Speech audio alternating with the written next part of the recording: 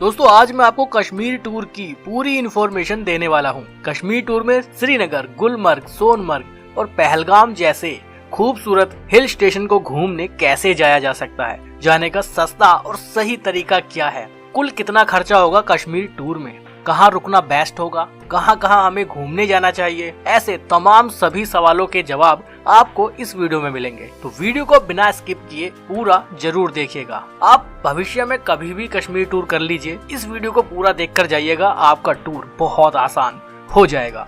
कुछ लोग माता वैष्णो देवी यात्रा के बाद कश्मीर घूमने जाते हैं, तो उनके लिए भी पूरी इन्फॉर्मेशन इस वीडियो में दी गई है। और ऐसे ही एंटरटेनिंग और इन्फॉर्मेटिव वीडियोस देखते रहना चाहते हैं तो चैनल को सब्सक्राइब जरूर करिएगा, साथ में बेल आइकन दबाने के बाद ऑल बटन पर क्लिक जरूर करें ताकि ऐसी ही एंटरटेनिंग और इन्फॉर्मेटिव वीडियोस आपको मिलती रहें। तो चलिए आज चलते हैं हिंदुस्तान के स्वर्ग कश्मीर में।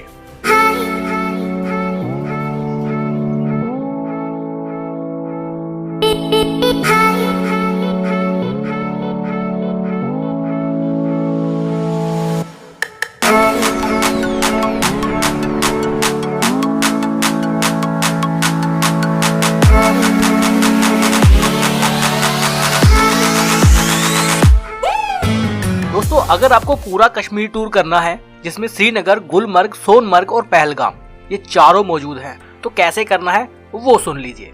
सबसे पहले आपको आना होगा श्रीनगर। श्रीनगर में इसलिए बोल रहा हूँ क्योंकि श्रीनगर एक बहुत बड़ा शहर है और वेल कनेक्टेड है बाय ट्रेन, बाय फ्लाइट और बाय रोड। अगर आप फ्लाइट से आना चाहते हैं तो दिल्ली से श्रीनगर के लिए डायरेक्ट फ्लाइट है, करीब 3600 रुपए इकोनॉमी क्लास में टिकट है। इसके अलावा मुंबई, कोलकाता और भोपाल जैसे बड़े बड़े शहरों से भी फ्लाइट है श्रीनगर के लिए, लेकिन वो वाया दिल्ली होकर आती हैं तो समय बहुत ज्यादा लग जाता है। दूसरा ऑप्शन है कि आप ट्रेन से आ जाइए। ट्रेन से आने के लिए अभी डायरेक्ट ट्रेन लाइन अवेलेबल नहीं है, लेकिन कुछ समय बाद ट्रेन ट्रैक शुरू हो जाएगा। मैं आपको बताना चाहता हूँ कि आप जम्मू तक आ सकते हैं। जम्मू देश के सभी बड़े बड़े शहरों से रेल मार्ग द्वारा बहुत अच्छी तरह कनेक्टेड है। जम्मू से श्रीनगर आने के लिए आपको बाय ट्रेन आप उधमपुर तक आ सकते हैं, यानी जो लोग माता वैष्णो देवी यात्रा पर आते हैं वो लोग कटरा तक आ सकते हैं। आप चाहे तो उधमपुर तक आ सकते हैं। उधमपुर से बनिहाल करीब 93 किलोमीटर का वो रास्ता है, उस पर अभी रेल मार्ग का काम चल रहा है। आने वाले समय में वो रेल ट्रैक भी शुरू हो जाएगा। लेकिन बनिहाल से आगे श्रीनगर 109 किलोमीटर है, उस पर ट्रेन चलती है। आप चाहे तो वो वाला रास्ता ट्रेन से कवर कर सकते हैं। अब बात यह आती है कि जम्मू, उधमपुर और कटरा हमें कहाँ से जाना बेस्ट होगा। देखिए अगर आप माता वैष्णो देवी यात्रा करके आए हैं तो आप ऑब्वियसली कटरा में मौजूद रहेंगे, बट अगर आप स्पेशली कश्मीर टूर करने आए हैं तो आप जम्मू में मौजूद होंगे अगर आप बाय ट्रेन आते हैं, या फिर आप आगे उधमपुर तक बाय ट्रेन आ सकते हैं। अब मैं तीनों ही जगह से बताता हूँ कि आगे आपको बाय ट्रेन कैसे जाना है। देखिए अगर आप उधमपुर, जम्मू या कटरा कहीं भी मौजूद है तो बनिहाल तक तो एटलीस्ट आपको बाय रोड ही आना पड़ेगा, क्योंकि अभी रेल मार्ग शुरू नहीं हुआ है, काम उस पर चल रहा है। 93 किलोमीटर का सफर रहेगा। जम्मू की बात करूं तो बहुत सारी जम्मू रोडवेज की बसेस चलती हैं जो आपको बनिहाल ड्रॉप कर देंगी। आप चाहे तो डायरेक्ट श्रीनगर भी जा सकते हैं। अगर आप कटरा में मौजूद हैं तो डायरेक्ट कोई बस अवेलेबल नहीं है, ना ही बनिहाल तक ना ही श्रीनगर तक, तो आपको शेयर टैक्सी मिल जाएगी, या फिर आप पर्सनल टैक्सी बनिहाल तक ले लीजिए। करीब 7000 रुपये वो चार्ज करेंगे। शेयर टैक्सी का डिपेंड करता है कि आप लोग इतने लोग हों जो शेयरिंग में आप टैक्सी बुक कर ले तो आपको सस्ता पड़ जाएगा। इसके अलावा अगर आप उधमपुर में मौजूद हैं तो उधमपुर से भी आपको जम्मू कश्मीर रोडवेज की बसेस मिल जाएंगी, जिसमें 150 से 170 रुपये वो चार्ज करेंगे बनिहाल तक। 3 घंटे के आसपास का वो सफर रहने वाला है, तो वो भी एक अच्छा ऑप्शन रह सकता है। उसके बाद जब आप बनिहाल पहुंच जाएंगे तो बनिहाल से श्रीनगर के बीच में ट्रेन चलती है।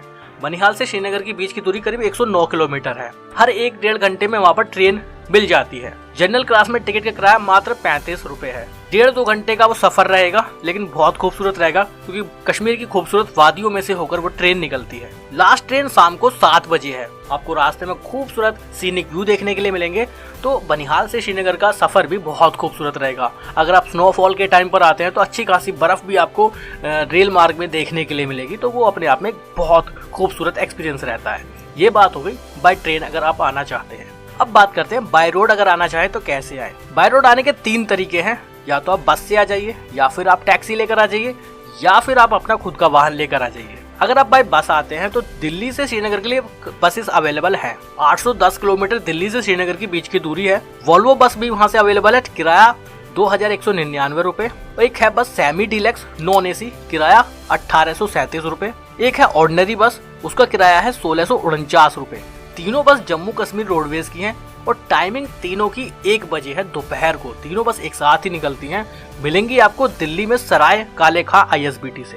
तो ये तो बात हुई बस से दिल्ली से कैसे आ सकते हैं। इसके अलावा अगर आप जम्मू आ गए हैं, देश के अलग अलग शहरों से डायरेक्ट ट्रेन से जम्मू आ गए, उसके बाद बस लेना चाहते हैं, तो जम्मू बस स्टैंड से आपको जम्मू कश्मीर रोडवेज की बहुत सारी बसेस मिलेंगी जो श्रीनगर निकलती है, तो वहां से भी जा सकते हैं।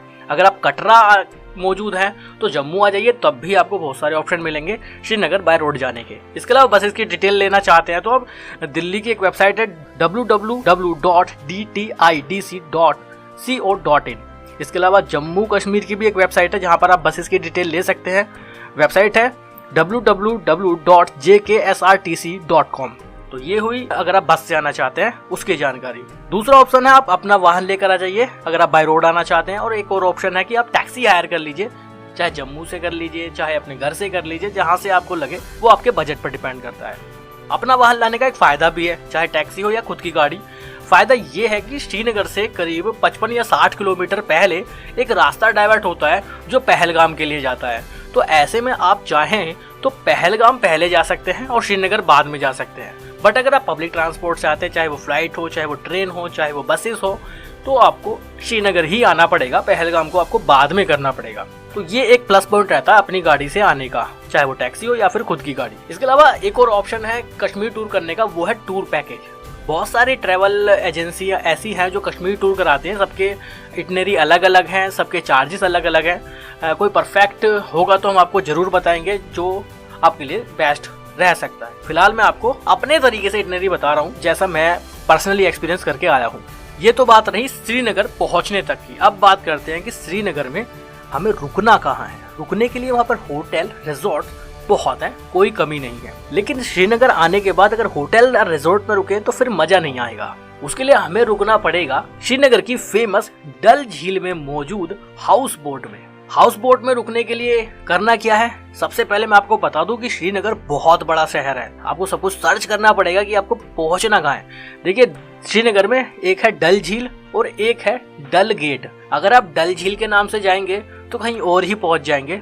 आपको जाना होगा डल गेट पर। डल गेट वो पॉइंट है जो बेसिकली एक टूरिस्ट पॉइंट है, जहां पर सभी टूरिस्ट आते हैं। वहां पर आप शिकारा बोट एंजॉय कर सकते हैं। वहां पर आप हाउस बोट में आकर स्टे कर सकते हैं, जिनके बारे में मैं अभी आपको बता रहा था। हाउस बोट में रुकने का बहुत अलग एडवेंचर रहेगा। हाउस बोट के जो किराया है वो रहता है करीब 1000 रुपए से 2000, 2500 या इससे ज्यादा भी रहता है। बाकी कुछ सस्ती हाउस बोट भी हैं जो 700-800 में आपको मिल जाएंगी। आप ऑनलाइन भी बुक कर सकते हैं, चाहे तो ऑन द स्पॉट आकर भी कर सकते हैं, क्योंकि बहुत सारी हाउस बोट डल झील में बनी हुई हैं। तो कोई कमी नहीं है वहाँ पर हाउस बोट्स की। और हाउस बोट में आपको ऑप्शन मिल जाते हैं। आप चाहें तो फूड भी साथ में ले सकते हैं, तो उसका थोड़ा चार्जेस ज़्यादा रहेंगे। आप चाहें तो विदाउट फूड भी हाउस बोट को बुक कर सकते हैं। बात आती है कि हाउस बोट में रुकने के बाद अगर हमें श्रीनगर की दूसरी साइड्स पर घूमने जाना हो तो कैसे जाएंगे। देखिए जितनी भी हाउस बोट है ना, उनकी सबकी एक शिकारा बोट होती है जो आपको सर्विस प्रोवाइड करेंगे आपकी शिकारा बोट से रोड तक पहुंचाने की। अगर आप हाउस बोट में नहीं रुकते हैं और उसके बाद डल झील को एंजॉय करना चाहते हैं, तो अब मैं आपको बताता हूँ कि श्रीनगर में आप कहाँ कहाँ घूमने जा सकते हैं। श्रीनगर आने के बाद डल झील में घूमना तो बनता है, वो हम करेंगे शिकारा बोट से। शिकारा बोट में घूमने के तरीके हैं बहुत सारे, डिपेंड करता है कि आपको कितनी साइट्स कवर करनी है, क्योंकि डल झील में ही बहुत सारे साइट सीन हैं जो आपको कवर करने चाहिए। उनमें से कुछ हैं lotus garden, floating garden, water lily garden, golden lake, ऐसे कई सारे अलग अलग करीब 12 या 13 पॉइंट हैं जो आप डल लेक में शिकारा बोट में घूमते हुए एंजॉय कर सकते हैं। सबके चार्जेस अलग अलग हैं, टाइमिंग पीरियड अलग अलग है। मतलब 200 रुपये से स्टार्ट होता है और 700-800 रुपये तक का पैकेज रहता है, जिसमें 2 या 3 लोग आराम से शिकारा बोट में बैठ सकते हैं और घूमने जा सकते हैं। 200 रुपये वाला जो शिकारा बोट राइड है उसमें वो 5 या 6 आपको पॉइंट कवर कराएंगे और 1 घंटे का समय लगेगा। और जो 700-800 रुपये वाला शिकारा बोट राइड है उसमें होगा ये कि वो आपको डल झील के 12 पॉइंट घुमाएंगे और करीब 2.5 या 3 घंटे का समय लगेगा। जैसा आपको सही लगा आप कर सकते हैं, लेकिन श्रीनगर आने के बाद डल झील में घूमना जरूर चाहिए, वो एक अलग एक्सपीरियंस आपका रहेगा। इसके अलावा आप श्रीनगर में शंकराचार्य टेम्पल देखने के लिए जा सकते हैं। वैसे तो डल झील में जब आप शिकारा बोट में एंजॉय कर रहे होंगे तो आपको पहाड़ पर शंकराचार्य टेम्पल दिखाई देगा। इसके अलावा श्रीनगर में घूमने के लिए परी महल, चश्मे शाही बाग, नागिन लेक, निशात बाग, हजरत बल जैसे बहुत सारे अलग अलग जगह हैं जहां आप घूमने जा सकते हैं। सबके दूरी अलग अलग है, तो आप चाहें तो श्रीनगर आने के बाद टैक्सी बुक कर सकते हैं जो पैकेज में चलती हैं अलग अलग साइट्स को कवर कराने के लिए। आप चाहें तो अपनी गाड़ी है तो उसे लेकर जा सकते हैं। टैक्सी के बारे में मैं आपको बता देता हूँ कि कितना खर्चा आता है उसमें। अगर आप मुगल गार्डन कवर करते हैं जिसमें चश्मे शाही, निशात बाग और शालीमार गार्डन है, तो उसमें टैक्सी वाले चार्ज करेंगे आपसे 1270 रुपये। इसके अलावा मुगल गार्डन, परी महल, हजरत बल और कुछ एक दो मंदिर भी हैं, उन्हें अगर आप कवर करना चाहते हैं तो टैक्सी वाला चार्ज करेंगे 2330 रुपये। अगर आप शंकराचार्य टेम्पल देखने जाना चाहते हैं तो 600 रुपये टैक्सी वाले चार्ज करेंगे। अगर आप पूरे श्रीनगर ओल्ड सिटी का एक राउंड करना चाहते हैं टैक्सी के थ्रू तो 1000 रुपये वो चार्ज लेंगे और पूरा श्रीनगर आपको घुमा के लाएंगे। कोई अलग साइट सीन नहीं करेंगे लेकिन पूरा श्रीनगर आपको घुमा देंगे ताकि आप श्रीनगर के कल्चर को समझ सकें, वहाँ की सड़कों को देख सकें और कुछ खास पॉइंट भी वो आपको दिखा देंगे। अगर आप सिर्फ परी महल और चश्मे शाही कवर करना चाहते हैं तो 900 रुपये टैक्सी वाले चार्ज करते हैं।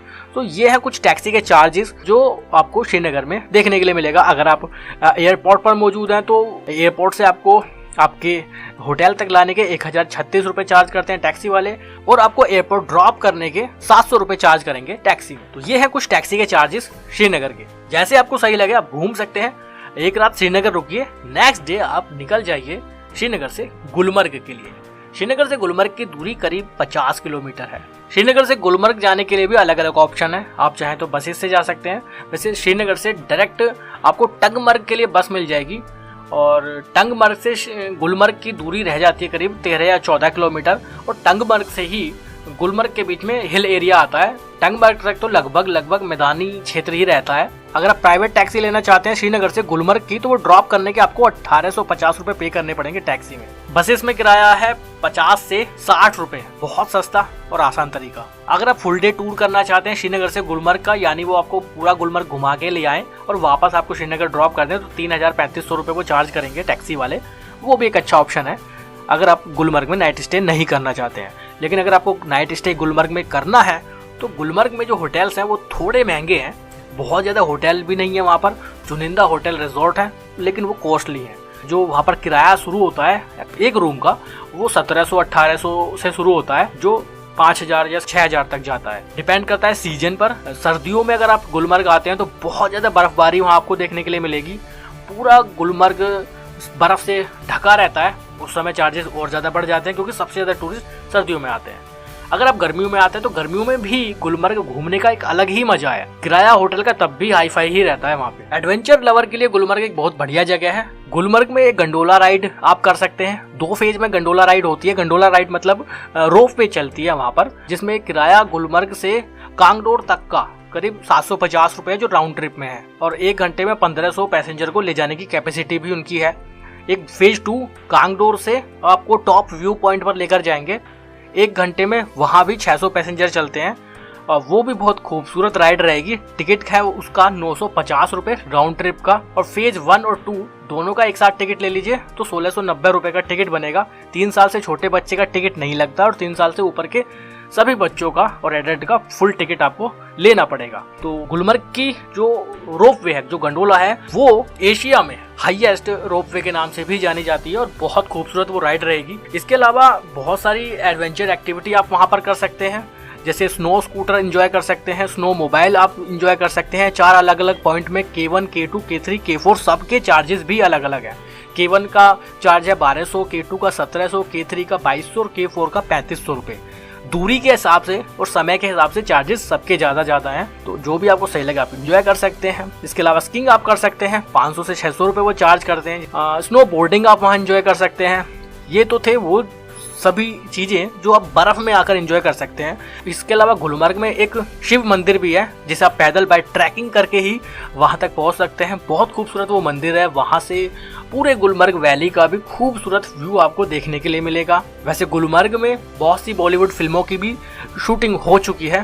राजेश खन्ना का एक गाना भी इसी शिव मंदिर में शूट किया गया था। गाने के बोल हैं जय जय शिव शंकर कांटा लगे न कंकर, वो भी यहीं पर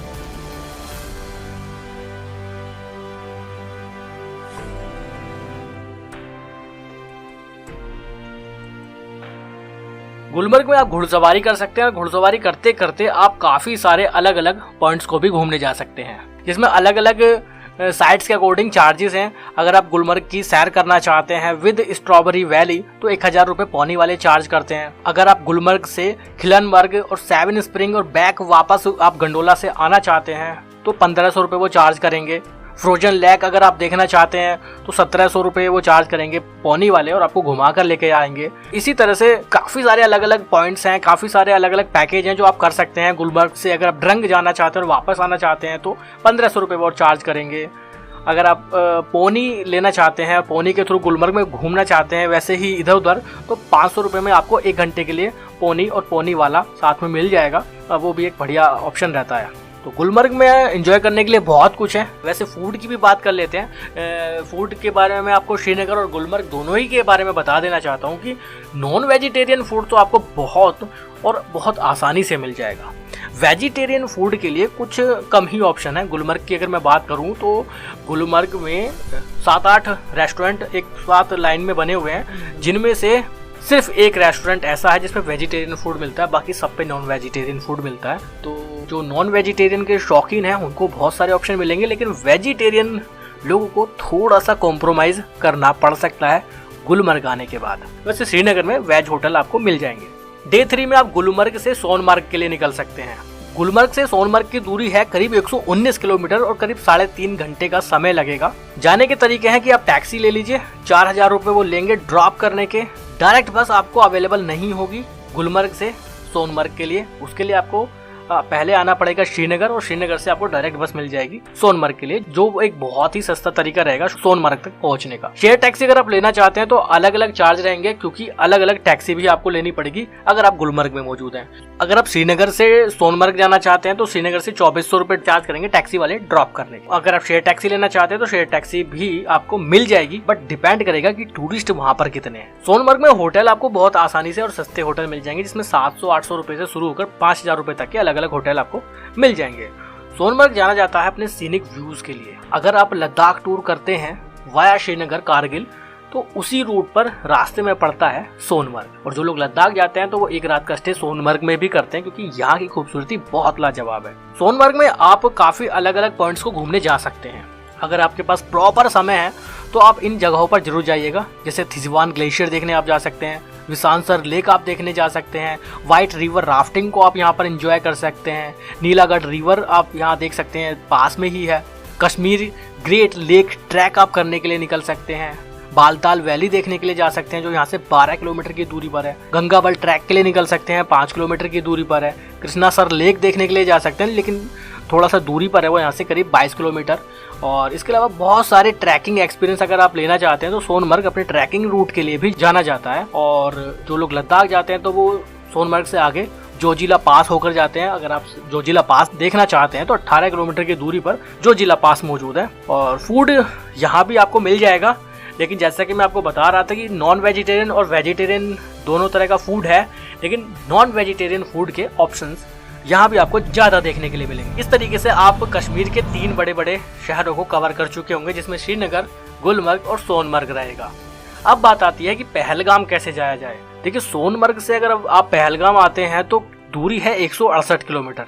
उसके लिए आपको श्रीनगर वापस आना पड़ेगा और उसके बाद आप पहलगाम के लिए निकलेंगे। वैसे सोनमर्ग और पहलगाम का एरियल डिस्टेंस देखें ना तो बहुत कम है, लेकिन बाय रोड जो पहुंचेंगे वो काफी ज्यादा है। 168 किलोमीटर वाया श्रीनगर ही आपको आना पड़ेगा और यही एक रास्ता है सोनमर्ग से पहलगाम आने का। बट अगर आप अपनी गाड़ी लेकर आते हैं तो आप पहले पहलगाम भी जा सकते हैं, उसके बाद श्रीनगर के लिए निकल सकते हैं। टैक्सी की अगर मैं बात करूं तो सोनमर्ग से श्रीनगर आपको आना पड़ेगा, 2400 रुपये वो चार्ज करेंगे। सोनमर्ग और श्रीनगर के बीच की दूरी करीब 80 किलोमीटर है और श्रीनगर से पहलगाम 91 किलोमीटर है, 91 किलोमीटर है। टैक्सी वाले चार्ज करेंगे आपको ड्रॉप करने के 2500 रुपये। इसके अलावा शेयरिंग के भी ऑप्शन है, तो आप चाहें तो शेयरिंग में भी जा सकते हैं, वो आपको काफी सस्ता पड़ जाएगा। मान लीजिए आप ग्रुप में हैं, 5-6 लोगों का ग्रुप है, तो एक टैक्सी कर लीजिए और सब कंट्रीब्यूट करके एंजॉय कर सकते हैं। जम्मू कश्मीर की रोडवेज बस भी आपको मिल जाएगी जो श्रीनगर बस स्टैंड से चलती है पहलगाम के लिए। पहलगाम बहुत अच्छी जगह है। पहलगाम तो जाना जाता है अपनी अमरनाथ यात्रा के लिए।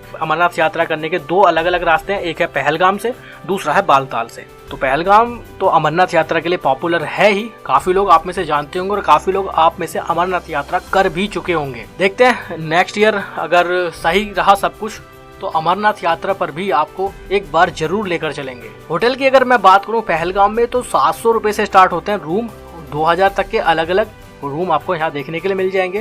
इसमें होटल, रिजोर्ट्स और कुछ गेस्ट हाउस भी पहलगाम में बने हुए हैं। पहलगाम में होटल्स बहुत सारे हैं, कारण अमरनाथ यात्रा का यहाँ से स्टार्ट होना है, इसीलिए यहाँ पर होटल बहुत है, सस्ते भी और महंगे भी। बात आती है कि पहलगाम आने के बाद घूमने कहाँ कहाँ जाना चाहिए।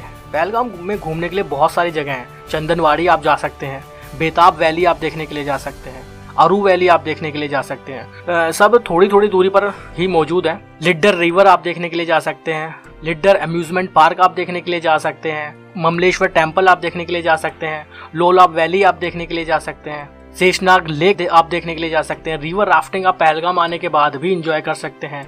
गोल्फिंग के लिए भी यहाँ पर एक बहुत अच्छा ग्राउंड बना हुआ है, गोल्फिंग भी आप यहाँ पर एंजॉय कर सकते हैं। फूड पहलगाम में आपको अच्छा खासा देखने के लिए मिल जाएगा, जिसमें वेजिटेरियन के लिए भी काफी सारे ऑप्शंस हैं। कारण वही है जो मैं आपको बता चुका हूँ कि यहाँ से अमरनाथ यात्रा शुरू होती है, तो यहाँ पर वेजिटेरियन फूड भी आपको इजीली और अच्छा वेजिटेरियन फूड आपको यहाँ मिल जाएगा। तो ये तो थी चारों हिल स्टेशन की जानकारी। अब इसके अलावा कुछ टिप्स भी आपको दे देते हैं कि कैसे सक्सेसफुली आप इस टूर को कर सकते हैं विदाउट एनी हेसल। देखिए, अगर आप पर्सनल कार लेकर जाते हैं या टैक्सी लेकर जाते हैं तो बहुत सारे टोल गेट आपको देखने के लिए मिलेंगे, जगह जगह आपको टोल पे करना पड़ेगा, उसके लिए भी आप तैयार होकर जाइएगा। फूड में आपको बता ही चुका हूँ, नॉन वेजिटेरियन के लिए बहुत सारे ऑप्शन आपको मिल जाएंगे, वेजिटेरियन के ऑप्शंस कम ही रहेंगे और आपको थोड़ा सा कॉम्प्रोमाइज करना पड़ेगा। सिम कार्ड की मैं आपको बताना चाहता हूँ कि अगर आप जम्मू कश्मीर के अलावा किसी दूसरे राज्य से आ रहे हैं तो या तो आप पोस्ट पेड सिम लेकर आइएगा या फिर आप कश्मीर में आने के बाद वहाँ से यात्री सिम ले लीजिए।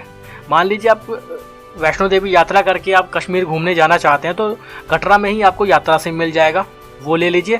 जम्मू में भी आपको यात्रा सिम मिल जाएगा जो स्पेशली टूरिस्ट के लिए ही बनाया गया है, वो ले लीजिए ताकि आपका फ़ोन चालू रहे। इसके अलावा अगर आपके पास पोस्ट पेड सिम है तो सबसे बेस्ट है, वो तो वहाँ पर चालू ही रहेगा। साथ ही साथ मैं आपको ये भी बताना चाहता हूँ कि आप कश्मीर घूमने तो चले जाइए, लेकिन आपको वहाँ पर बहुत ज़्यादा टूरिस्ट देखने के लिए नहीं मिलेंगे, जैसा अमूमन आप मनाली में, शिमला में, मसूरी में, नैनीताल में या उत्तराखंड, हिमाचल की कुछ दूसरी जगहों पर या फिर साउथ में, वेस्ट में, ईस्ट में जो आप टूरिस्ट देखते हैं उतने टूरिस्ट आपको कश्मीर में देखने के लिए नहीं मिलेंगे। इसके अलावा कुछ जगहों पर कैमरा अलाउ नहीं है, तो उसके लिए भी आपको तैयार रहना पड़ेगा। वैसे ओवरऑल बहुत शानदार एक्सपीरियंस रहेगा, खास तौर पर गुलमर्ग का, श्रीनगर की डल झील का, सोनमर्ग और पहलगाम, सभी जगह बहुत लाजवाब हैं। हिमालय पर्वत के कुछ अनदेखे जो व्यूज आपको वहाँ देखने के लिए मिलेंगे, जो पीस आपको वहाँ देखने के लिए मिलेगा ना, वो बहुत शानदार रहने वाला है। एज ए टूरिस्ट आप वहाँ पर घूमिए, तब आप बहुत अच्छा वहाँ पर अनुभव ले पाएंगे। बात आती है बजट की। देखिए, बजट डिपेंड करता है ओवरऑल आपके ऊपर कि आपका मोड ऑफ ट्रांसपोर्ट क्या है। अगर आप टैक्सी लेकर जाएंगे तो आप समझ सकते हैं कि बजट काफ़ी हाई हो जाएगा, बट अगर आप ट्रेन से या पब्लिक ट्रांसपोर्ट को यूज़ करके जाते हैं तो बजट काफ़ी लो रह सकता है। वो टोटली डिपेंड करेगा आपके ऊपर। अगर आपका फ्रेंड्स का ग्रुप है तो आप गाड़ी ले जाइए और शेयर कर लीजिए, तो आपको काफ़ी कम खर्चे में ही इंजॉय कर लेंगे, जो अक्सर सभी लोग करते भी हैं। टोटल खर्चे की अगर मैं बात करूँ, एक एवरेज खर्चे की अगर मैं बात करूँ पर पर्सन, तो 25 से 30 हज़ार रुपये तो खर्च हो ही जाएगा, क्योंकि 4 बड़े बड़े हिल स्टेशन आप कवर करेंगे। दूरी बहुत ज़्यादा है, दिल्ली से अगर श्रीनगर आप देखें तो 800 किलोमीटर से ज़्यादा है, और फिर इन सभी अलग अलग हिल स्टेशन की दूरी भी एक दूसरे से काफ़ी ज़्यादा है। अब बात गुलमर्ग की कर लें तो श्रीनगर से गुलमर्ग एक अलग लेफ्ट दिशा में है और श्रीनगर से सोनमर्ग राइट हैंड पर अलग दिशा में है, तो दूरी एक दूसरे से काफ़ी ज़्यादा हो जाती है, तो ट्रांसपोर्ट पर काफ़ी खर्चा होता है। और कश्मीर जैसा टूर आप करेंगे तो जाहिर सी बात है, बड़ा टूर रहेगा, समय ज़्यादा लगेगा, और 4 अलग अलग बड़े बड़े हिल स्टेशन आप कवर कर रहे हैं, तो 25 से 30 हज़ार कोई बहुत ज़्यादा अमाउंट नहीं रहेगा। और हो सकता है कि आप 25 से कम में भी कर सकते हैं, 20 हज़ार में भी कर सकते हैं, टोटली डिपेंड करेगा आपके खर्चे पर। इसके अलावा भी अगर आपका कोई सवाल है कश्मीर टूर से रिलेटेड तो कमेंट बॉक्स में पूछ सकते हैं, कोई डाउट है तो वो भी क्लियर कर सकते हैं। अगर आपको ये वीडियो अच्छी लगी है तो जाते जाते एक लाइक करके जरूर जाइएगा, क्योंकि आपके एक लाइक से हमें मोटिवेशन मिलता है, इंस्पिरेशन मिलती है कि ऐसी ही एंटरटेनिंग और इन्फॉर्मेटिव वीडियोस बनाते रहे। तो लाइक किए